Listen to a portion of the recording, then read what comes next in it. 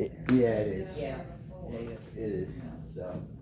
I gather he didn't like your idea. No, he didn't really like my idea. So so.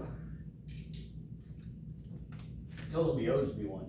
So, but anyways, originally I was going to the message I preached at the other church I visited a couple weeks ago. I was going to, because I hadn't done that one here, I was going to use that. But sometimes God just doesn't want to make things easy, so He wouldn't let me do that. So I had one that I had worked on a while back and hadn't really gone anywhere with it, and so He brought that to mind and had me work on that. So I was up until about 1:30 this morning getting things ready. So anyways, but Revelation 11.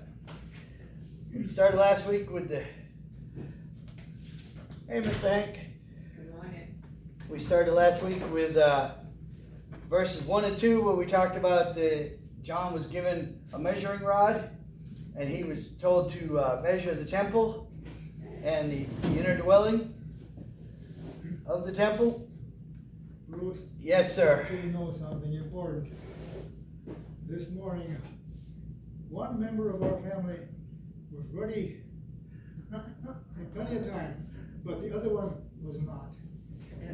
Matter of fact, she's still trying to get ready out in the field. Okay. Maybe she'll make it for the 10:15 class. So, but anyways, but yeah, so we talked about last week that he was given a measuring rod, or a reed or whatever to measure, and that was usually about 9 feet long. He was told to measure the temple and the inner dwelling of the temple. And we talked about how the temple actually didn't exist at that point. And so he had to, this would have been either futuristic temple that he was seeing, the temple that exists during the time of the tribulation here and stuff. And so that's, we talked about how Daniel relates to that as well. And that Daniel was talking about that there will be a temple during that time period. The Antichrist, the ruler of the world that will take power and be the absolute ruler of the world, he will help to see that that's accomplished, work out an agreement to make sure that happens. And then at some point in time, the prophecy in Daniel is that at some point in time, he will, about 3.5 years into the 7-year agreement, he will go into the temple and he will offer a sacrifice to himself. He will declare himself as God, and he will turn into the Antichrist, and he will be actually at that point, I believe, empowered by the devil himself. But we're going to see a lot of that here down the road. But first, we're gonna finish out chapter. Well, actually, no, we're not going to finish chapter 11 today. Let me rephrase that. We're going to start in Revelation 11. And we're going to talk about the next phase of this, which is the two witnesses. Okay, so Revelation 11, verses 3 through 6 to start out with. Okay, and I will give power to my two witnesses, and they will prophesy 1,260 days, clothed in sackcloth. They are the two olive trees and the two lampstands standing before the God of the earth. And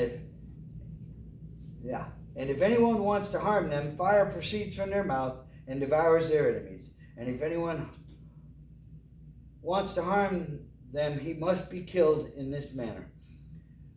These have power to shut heaven so that no rain falls on the days of their prophecy, and they will have power over waters to turn them to blood and to strike the earth with all plagues and as often as they desire. Okay? So these sound like some really fun guys. Okay?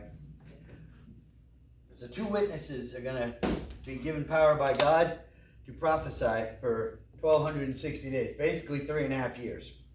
Okay? Does anybody know who it's commonly believed that these witnesses are? You look like you know, Hank.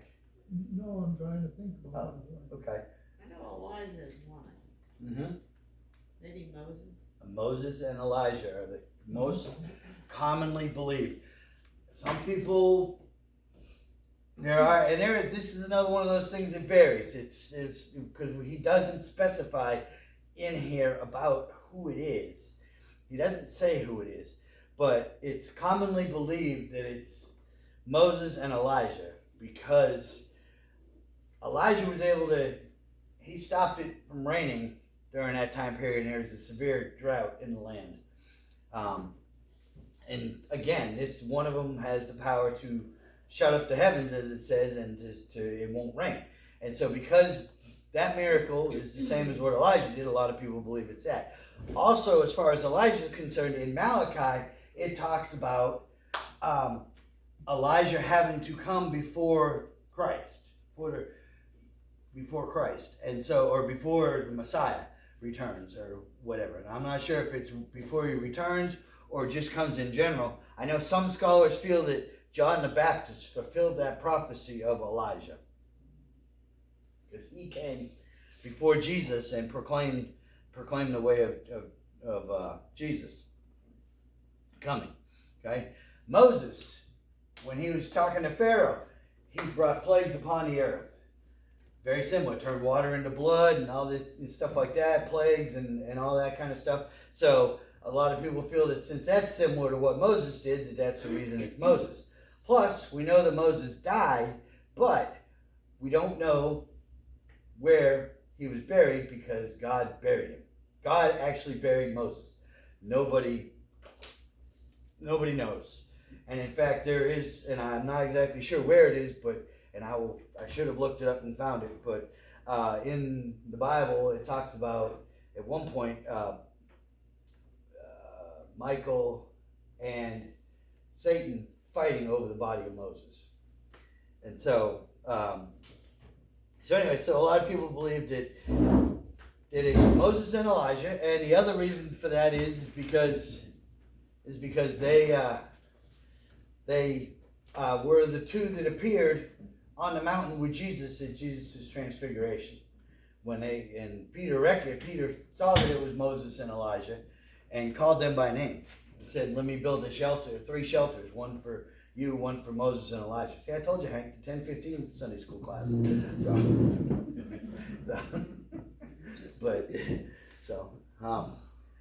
Morning, Linda. Glad to see you. I know it's a struggle sometimes. So it is a struggle. Yeah. So most commonly it's believed that it's Moses and Elijah. Okay. Some people believe that it's Enoch and Elijah. Anybody know why that would be? Because they're saying Enoch never died. That's right. And Elijah never died either. It was there. Yeah. Enoch and Elijah never died. They were taken up into heaven. And so a lot of people feel that it could be Enoch. Okay. But again, and then there's also the belief that because it says here in, where am I? Here we go. Verse 4, these are the 2 olive trees and the 2 lampstands standing before the God of the earth. Okay. Now in Zechariah 4, verses 1 through 4, we see where it talks about a guy named Zerubbabel and Joshua, that they were given the task of rebuilding the temple after the Babylonians destroyed it. Okay, we know from what Preacher Steve has been telling us that Nehemiah went and started rebuilding the walls, but these 2 were given the task of seeing that the temple got rebuilt. Okay, so and Zechariah describes in his prophecy that these 2 men will stand strong against a lot of opposition, and they will, protect while everything is being built. Okay, and so people believe, they relate by it saying that the olive trees, because they're called olive trees in Zechariah as part of that prophecy, they're saying here that the olive trees. Now I don't know, I haven't read where anybody believes that. I don't know that anybody really believes that it's these 2, this Joshua and this Zerubbabel, that's coming back, but maybe We don't know. We do know that sackcloth was what the prophets wore a lot of times when they were prophesying and serving the Lord and on the earth and everything. And so there's a lot of different takes on this, okay? One other thing on this is that some people don't believe that they're actually people at all. That they are a representation, symbolic representation of the church. And the church is going to be witnessing during that time. Well, we hope that the church will be, whoever's here and saved, that they will be. We know about the 144,000 Jews that we've talked about that will be given power to go and to preach and everything. And so some people feel that it's the church and that the church this is a representation of the church. I don't know. We're going to see here in a minute. I have a hard time with this one. I really don't see the connection with it. But I also don't know. I also don't know about the Moses and Elijah as being the two witnesses, because I don't have a slide today. This is something else that we were talking about. So first, well,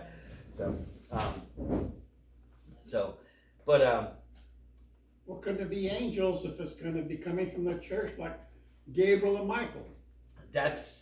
I don't see why it couldn't be. I really don't. They could take that form and they would be the most spiritual of them all. Yeah, exactly. So I've thought about that myself and been like, okay, it's kind of weird, but to me, I don't know that it's Elijah and Moses, because John was on the mountain with Peter and James. They were one of the three. He was one of the three disciples that was there when Jesus had that experience on the mountain during his transfiguration, where Peter identified them as Moses and Elijah. So John was there. So to me, if these were the guys, if it was Moses and Elijah, shouldn't he have recognized them? And shouldn't he have said Moses and Elijah? Instead, we just have, there's two witnesses. They're going to be given power by God. They're going to be able to do these miracles and cause the skies to shut of rain and cause a 3.5-year drought while they prophesy and while they teach. And they're going to be able to perform other miracles, and they're going to have power to shoot fire from their mouths and kill anybody that tries to attack them. So, there's some really fun guys, okay? So I honestly think that it could, I'm kind of the, maybe they're angel camp. That's kind of where I sit with it, but I don't find a whole lot of scholars that subscribe to that. So, but anyway, so let's, any questions about that so far? So go ahead. You had mentioned about the church. I had read a commentary about this where somebody said that I think in the Gospels where the olive trees are considered Israel, and the candlesticks in Revelation are the church. Okay. Yep. Whereby these two witnesses are actually two groups of people. Israel are the Jews, Okay. and the church being Christians. Yeah, that's exactly. That explains it a little more in detail. But yeah, I read that same. It's easier to. I read that same analysis of it being the church, and so it's I know there's also scriptures in the Old Testament mentioning again about the olive trees and the candlesticks. Mm-hmm. But I don't think it said 2 olive trees. I think it said 1. Okay. As opposed to the 2. So I don't know what that's all about. Yeah. So and again, a lot of this is symbolic, and a lot of this is we got to take it on faith and see and stuff. And so and I could be way off on the whole that John would have recognized them kind of thing. I could be way off on that, but that's just me on that. And it very well, because it does, like you say, it does represent the Jewish believers and the church. So it could very, but I still, with the events that's getting ready to come forth, I have somewhat of a hard time with that, and it's entirely possible. So, but yeah, so bottom line is we really don't know. We just know that there's going to be two witnesses, and basically nobody's going to be happy with them. They're going to try to kill him. And we're going to see that now. So, 7 through 10, chapter 11. Verse 7. When they finish their testimony, the beast that ascends out of the bottomless pit will make war against them, overcome them, and kill them. And their dead bodies will lie in the street of the great city, which spiritually is called Sodom and Egypt, where also our Lord was crucified. Then those from the peoples, tribes, tongues, and nations will see their dead bodies 3.5 days, and not allow the dead bodies to be put into graves. And those who dwell on the earth will rejoice over them, make merry, and send gifts to one another, because these two prophets tormented those who dwelt on the earth. Okay? So these two people, these two witnesses preach and proclaim the truth, so much so that they're basically public enemy of the world. And the leader of the world, who's becoming the Antichrist, will kill them publicly in the street once the protection is taken away from them. And everybody's going to rejoice. It's going to be a big celebration, worldwide celebration. Now, remember, in the Jewish times, in the Jewish customs and times of these days, the body was buried the same day it died. And so for them to leave a body for 3.5 days in the street was completely against everything about them. And so, but that's what they're going to do. They're going to leave the bodies of these two and celebrate over the fact that they're dead in the street for 3.5 days. And so, and everybody's going to be happy and rejoicing, and as it says, merry, and sending each other gifts and all that. So, and it will be seen worldwide, which up until, I don't know what, a few decades ago was not possible to see that worldwide, to be able to spread the word of these two witnesses being killed worldwide. Well, ricocheting off the satellites, you can see anything happening any place at any time. Yeah, it'll be carried live. When the leader of the world is going to go kill him, that'll be carried live on whatever channel's available. And so, yeah, so it'll be, but in this time, when John's writing this on Patmos, that would have been really far-fetched for him to think that this could, be seen worldwide. But so it was a big deal that, Right. So. But now to us, it's like, yeah, so what? Right. So, but we see all kinds of stuff, But even in our country, it's just been like the rest of the world a very short time. Right, exactly. So to know all of that stuff. Yeah. So the only thing That's why letters were so important. Mm-hmm. And then the telegraph and. Right. So yeah. So we're all still waiting for that rocket to go up. So. Oh, it didn't go yet. Nah, I scrubbed it again yesterday, I think. So. But Yeah, never idea if I was one of those astronauts. I thought it was unmanned. You go on home. I didn't try that again, I tell you. It's unmanned, isn't it? Yeah. Yeah, it's unmanned. The moon and stuff. Yeah, it's going up there to take pictures, I think, and I don't know what it's doing. Sounds like we're spending an awful lot of money to shoot something up there. So, but anyways, Spend a lot of money on I know. foreign Yeah. country. So yeah, exactly. So, Yeah. but It's unaccounted for. yeah. So, but anyways, so we're so we see here that the witnesses are killed, the protection of God leaves them, the witnesses are killed, and everybody in the whole world celebrates. Okay? So then we're gonna see here, we're gonna read 11 through 14, we're gonna see what happens next, and that this is not the end of that. So now after the 3.5 days, the breath of life from God entered them, and they stood to their feet. And great fear fell on those who saw them. And they heard a loud voice from heaven saying, "Come up here." And they ascended to heaven in a cloud, and their enemies saw them. In the same hour, there was a great earthquake, and 1/10 of the city fell. In the earthquake, 7,000 people were killed, and the rest were afraid and gave glory to God of heaven. The second woe is past. behold, the third woe is coming quickly. Okay? Everybody remember the woes? We talked about the woes here. Well, it's been about a month or so now since we started talking about them. They're still going on. So, okay. After 3.5 days, they basically come back to life. They stand, God breathes into them. They stand up. Then they're told to come up here. Okay. So I didn't talk about the timing of when most people believe that these witnesses are going to be proclaiming the gospel. A lot of them believe that they're going to start at the very start of the tribulation, go to 3.5 years. There are some schools, and again, because I'm looking at so many different commentaries, I'm getting a lot of different things. But I try to let you guys know about them so that, you know, if people, you come across people that have a little different interpretation, that you're aware of them.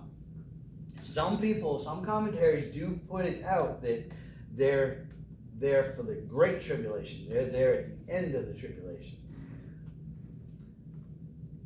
Again, we don't know. Doesn't really specifically say. Okay? Depends, again, how you look at it. If you look at it that, you know, there's only 7 judgments, and each time we go through a series of judgments in Revelation, that it's just that same judgment, but we're getting more details, which is one belief about Revelation. Then there's actually 21 separate judgments, and that's what's going to take place. And so three groups of 7, okay? And we're finishing up. We're getting ready to finish it. Next week we'll talk about the 7th trumpet, which will finish the 2nd round of 7. So if you look at it that way, okay. But in any case, they're here, and they're here for 3.5 years. Okay, most people think that it's the beginning of the tribulation that they're here, and with that, that's where a lot of people subscribe to the mid-rapture theory. In the middle of the tribulation, those people that subscribe to that theory, that when the witnesses are called up, that's the rapture, and that's how a lot of people fall in line with the church too.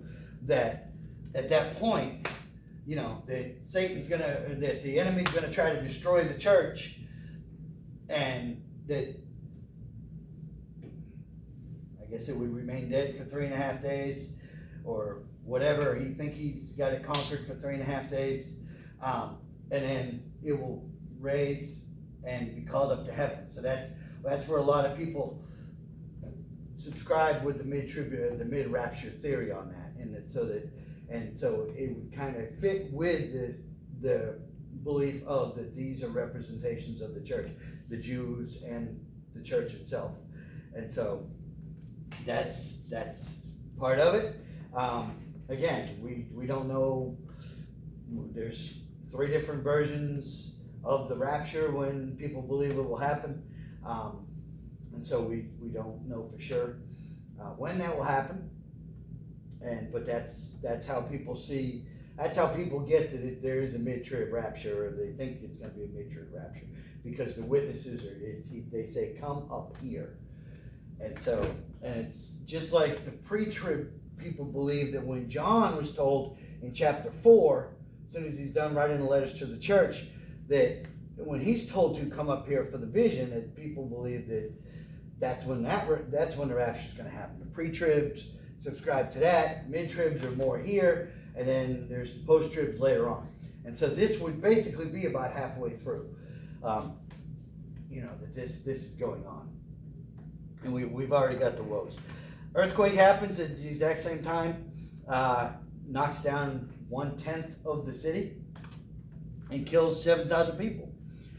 This time, though, as opposed to some of the other judgments we've seen already, where these catastrophic things have happened throughout the world, and people have turned their back on God and cursed God and everything else, this time they're actually calling out to God.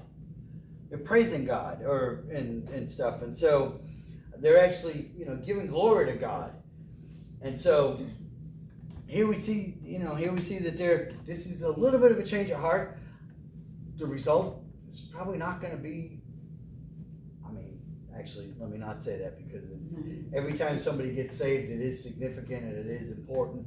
But if you look at it from a numbers perspective, it's probably not gonna be a lot of people that are gonna convert and give them, over.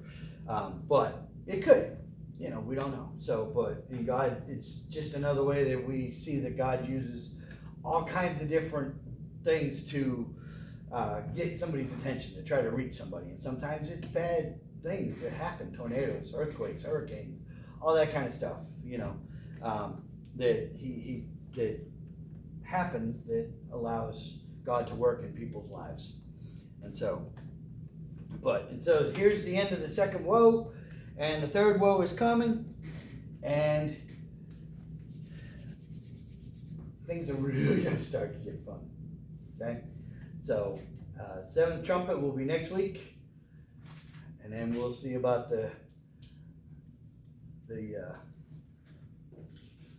woman, the dragon, and the child, and Satan's fall from heaven. That'll be next coming up. So, any questions about the two witnesses and what we talked about today? Could any of the two witnesses actually be people that have already ascended? Could be. Could be anybody. Could be people in the world at the time that have accepted the message and are, full of the Holy Spirit and proclaiming. So, it could be. Could be two of the 144,000 that are set aside at the beginning that Jesus was talking about, that they were talking about earlier. It could be a lot of different explanations for it. We don't know. Well, God didn't want us to know, right? Because if He wants you to know something, It'd be in there a little. it'd be very plain. Very plain. Exactly. Yes. So. I've been, I've been reading something that Max Lucado wrote, and you don't misunderstand what he says, but he's like that, the difference. Yeah. And since he's from Texas, he said, "You ain't seen nothing yet," or something like Right. that, Yeah. So. Basically, again, as I've said many, many times standing up here, it's not a salvation issue. We don't have to fight over it. Mm-hmm. We don't have to, Right. know it, like I said, try to talk to you guys about the different beliefs and tell you what's out there, because a lot of people believe a lot of different things. A lot of people interpret things differently. We see that just in everyday services, of stuff. And so just, I try to make you guys aware so that if by chance you do end up in a conversation about Revelation with somebody, if you say, hey, we're studying Revelation, and somebody says, oh yeah, well, two witnesses, they were Enoch and Elijah or whatever, and you can say, well, yeah, some people believe that, but also Moses and whatever, but we're not really sure. And so you can actually talk and see where people are coming from, and these things won't kind of confuse you and to be like, because I know sometimes people say stuff to me that I hadn't really considered before, and it's just kind of like, kind of takes me by surprise, So, it took me a long time to accept that somebody actually thinks John is still alive. So, but, I've missed you, Jody. And me too. So, but when somebody throws something like that at you, you got to really kind of process that. So you need to be prepared for that. So, but anyway, but again, it's not salvation issue. We shouldn't be fighting over it. We shouldn't be tearing the church apart, because that's what the enemy loves. He's trying to tear the church apart and trying to tear families apart, trying to tear everything that God has established is good. He's trying to tear apart, and he does it by causing infighting. And so again, just you gotta just study it and move forward and see. And again, don't allow these non-salvation matters to affect. Okay. So questions, comments, thoughts?